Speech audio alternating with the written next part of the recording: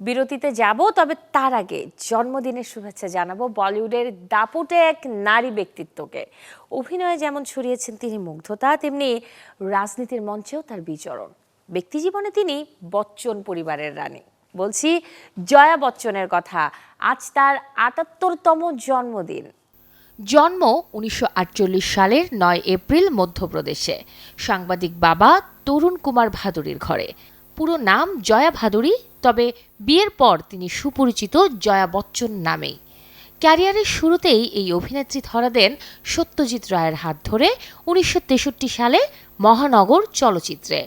মাত্র ১৫ বছরেই যে অভিনয় শিক্ষা হাতে কলমে পেয়েছেন তা আরও পরিপূর্ণ করেন পুনের ভারতীয় চলচ্চিত্র দূরদর্শন সংস্থায় স্নাতকোত্তর সম্মাননা অর্জনে।